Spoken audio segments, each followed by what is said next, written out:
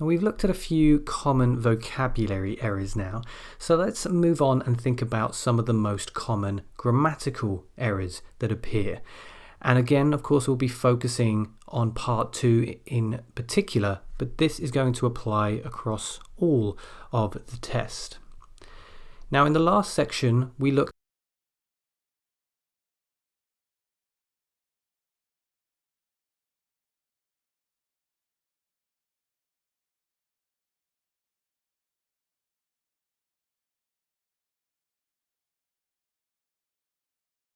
also apply to part 2, so do keep those in mind. And that accuracy is important from the moment you open your mouth to speak. So make sure you give the examiner a good first impression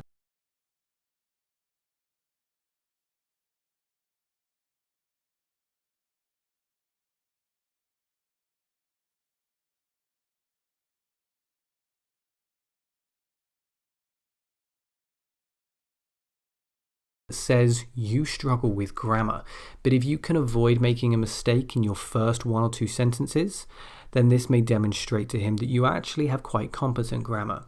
So do not try to start with some fancily worded, complicated opening line that only works with 1 or 2 topics. Keep things simple, keep things accurate, keep things flexible enough to use in a variety of situations. This will also help to steady your nerves, as you will know that you will have provided a grammatically accurate introduction. Now, I recommend starting with one of 2 options. The first one we've already looked at. It's I'm going to talk about. The other one you can use is I'd like to talk about. It's really up to you. They're both good.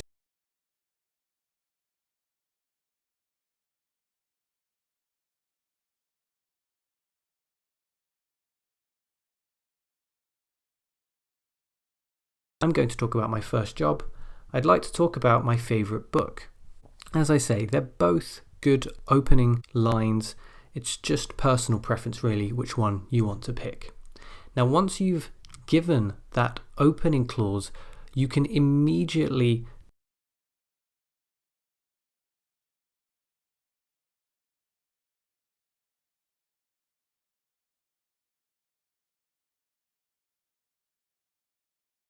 demonstrate a good grammatical range. So let's have a look. I'm going to talk about my dog, whose name is Ellie.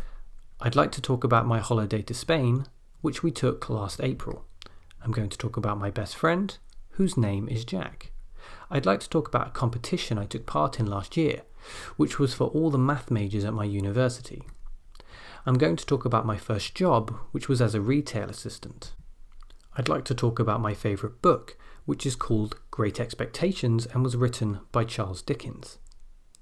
Now, really simple to do. It's almost like you're ending your sentence and then you're saying this happened, or his name is, or her name is. So we're using a relative pronoun here to help to continue our idea. Now notice that with anything that relates to names, we can actually drop that relative pronoun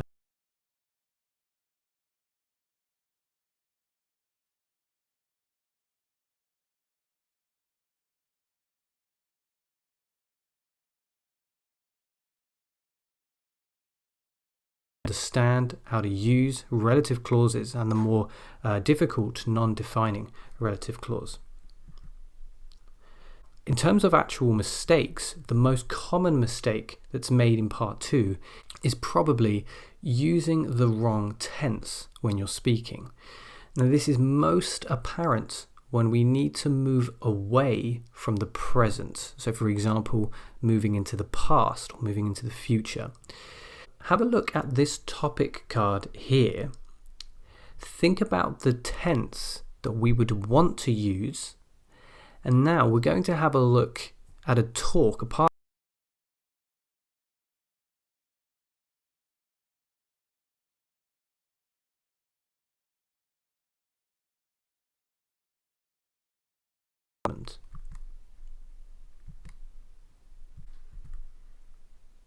Okay, so I want you to pause the video in a moment to see if you can firstly locate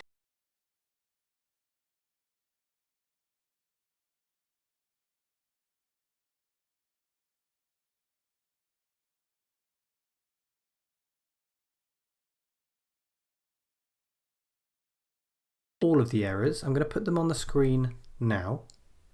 Those are where all the errors are. Now you can see if you can fix all the errors. And then when you're ready, again, you can press play. Okay, let's have a look.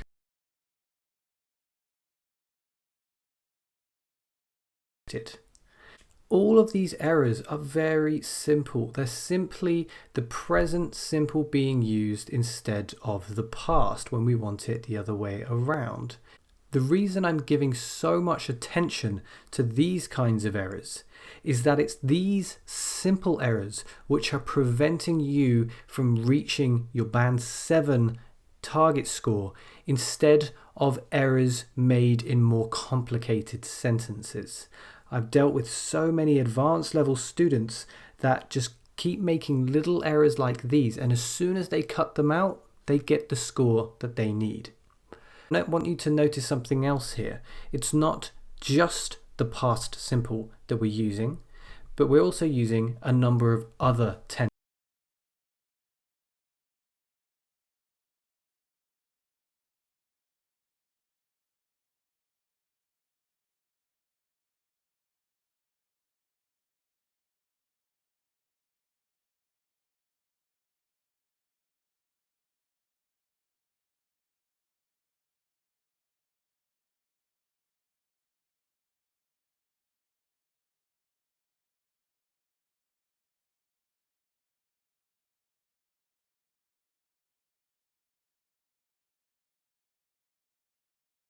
Time. I was part of a local football team, and every Saturday we went to the sports centre to compete with kids from other local teams. I'd been playing for 6 years by the time I stopped. It was just once a week we played football, but I wish it was more. I used to look forward to the games every week. I still sometimes think about joining a competitive team as an adult. I think I probably will someday. My teammates were all my friends, and we all got along well. Sometimes there were fights and arguments, but these were rare. I remember our last game together. I scored an own goal when I was panicking, and my friends were so angry. But then I scored at the right end, and all that anger disappeared. I guess I liked football so much because I have quite a competitive spirit. I've always had a lot of drive to win. Football gave me the chance to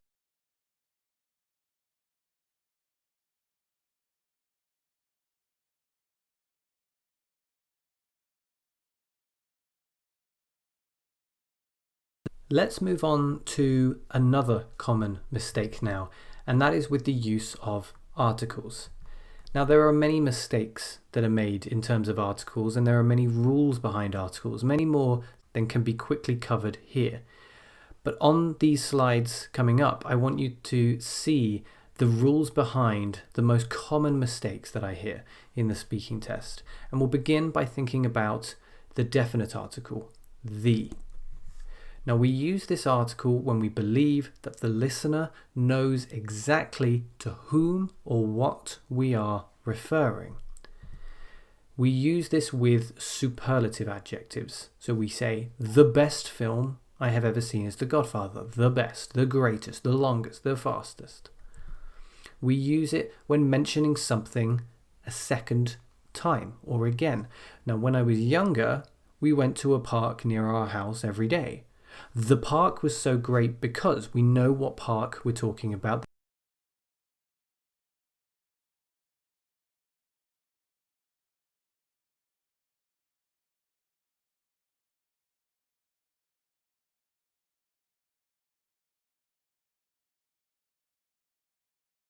Was a technological breakthrough. We use it when talking about groups of people. The elderly, the poor, the privileged, the super rich, the elite, the middle class, and so forth.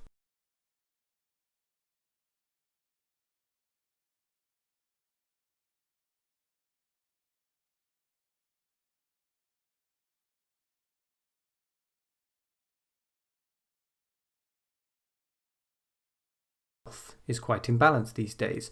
The state of society could be better. The capital of England is London, and so forth.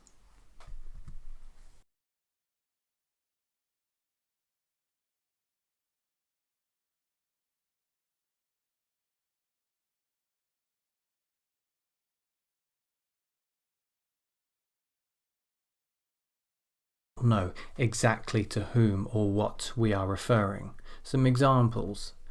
So we use it when showing someone or something is part of a group.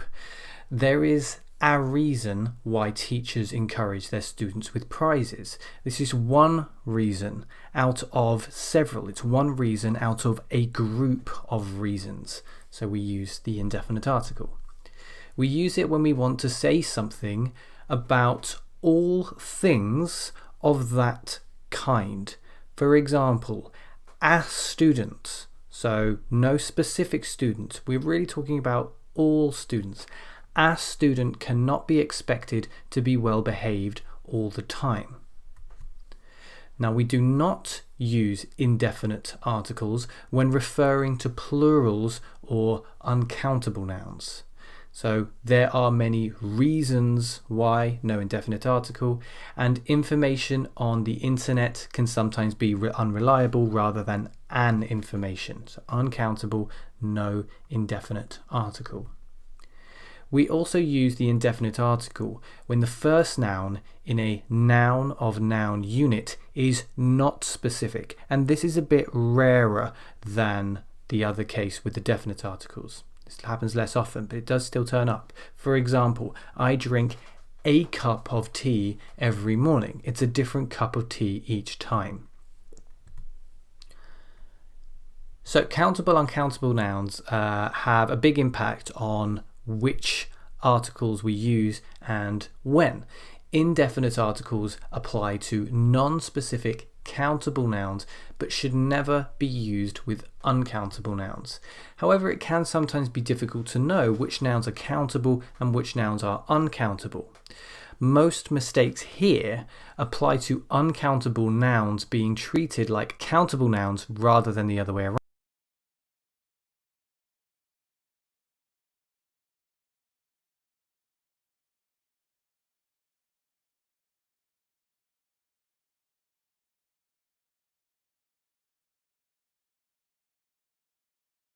Write these ones down and try to commit them to memory. So we'll start with the word advice. Now, advice is always uncountable, always. My dad gave me some great advice when I was younger. We can use the word some, but it's not countable, so there is no S on the end and there is no indefinite article. Her advice was awful. The man is good at giving advice.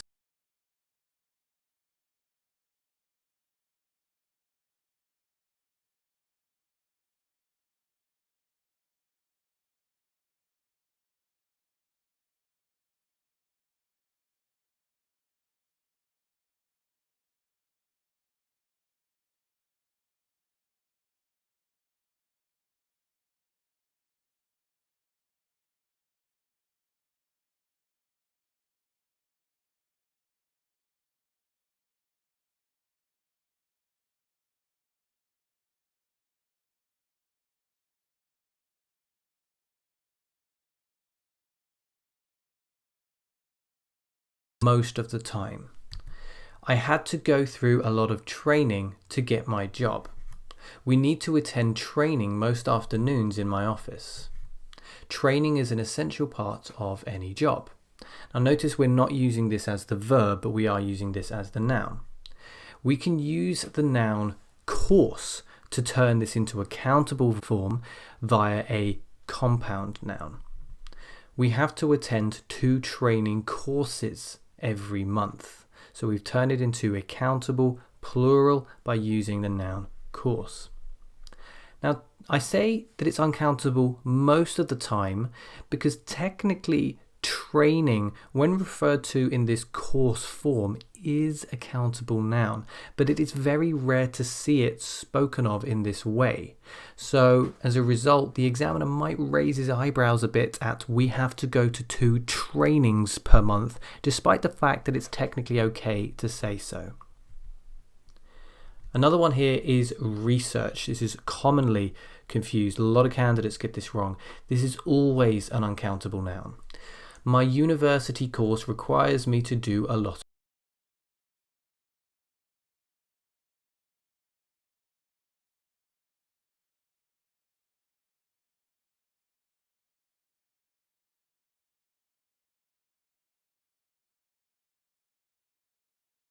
piece of research I do brings me closer to finally qualifying for my PhD. So we make it singular by using the noun piece. So you may have done a lot of work on your university course, but I can assure you that you did not do any researches. There's no such thing as researches unless you are using the verb. News, another commonly mistaken noun.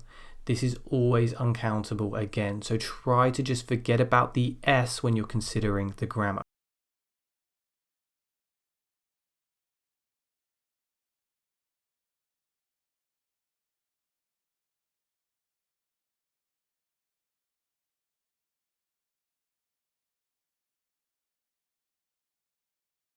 Into a countable form via either a compound noun or a noun of noun unit. Let's have a look at these examples. I want to share 2 pieces of news with you. So there's a noun of noun unit, 2 pieces of news.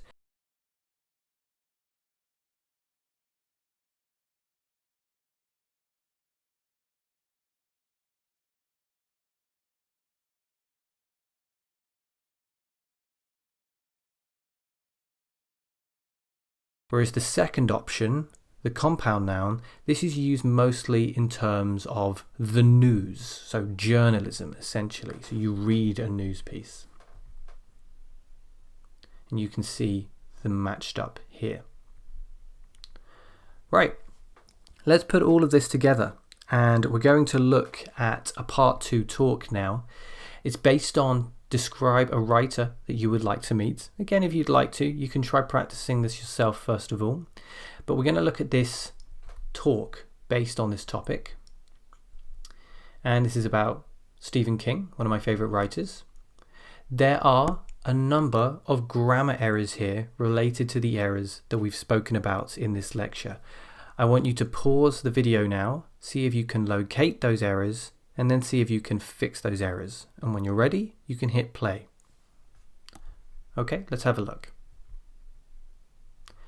These are where the errors are. If you couldn't locate them all before, this is where they are. So if you didn't find all of these, you can again pause the video and at least see if you can correct these errors. And when you're ready, you can hit play. Let's have a look then at the completed product. Right, so let's go through each of these in turn. We're going to read this all out.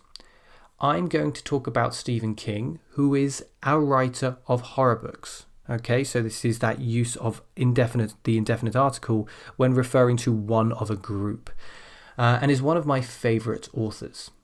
I know, so there's that verb tense there, I know a few things about Stephen King already. Firstly, I know he came from very humble beginnings. Now you can use that noun beginning in the plural sense here, but you must make sure to remove the indefinite article a. He grew, past tense, grew up quite poor, and his dad left home when he was, past tense, was a kid. He wrote prolifically until the time of his breakthrough short story. So it's a very, very specific time. Carrie, which was written in his trailer on an old typewriter. Again, we're staying in the past tense because we're talking about Stephen King's earlier life. If I could meet Stephen King, I'd ask him how he comes up with new ideas after all this time. So changing can to could, because we're in that conditional sense here, and we're removing the because we don't know which new ideas the speaker is talking about. He must have written over 50 books by now. So he must have written. That's the appropriate past participle there of write, which is written. That takes a lot of commitment to work. Remember, work is an uncountable noun almost always. The only time when it's not an uncountable noun is when we're talking about famous composers, like the works of Mozart, for example. And probably a lot of research, again, uncountable noun. I'd also ask him what his favourite book is. Now, we haven't looked at this today, but this is related to word order when we are making a statement rather than asking a question. So we're not asking a question here, we're making a statement. I'd also ask him what his favourite book is. I guess I'd like to meet Stephen King. So staying in that present tense there, I guess I'd like to meet Stephen King because he seems like the kind of guy you could learn a lot from. I think he'd have a lot of good advice after all that life experience. Again, another uncountable noun there. Okay, we're going to close off this lecture here. Hopefully this look at some common grammar errors has helped you to identify some of your own weaknesses in grammar and how you might be able to avoid these errors when you are in the speaking test, particularly in part 2.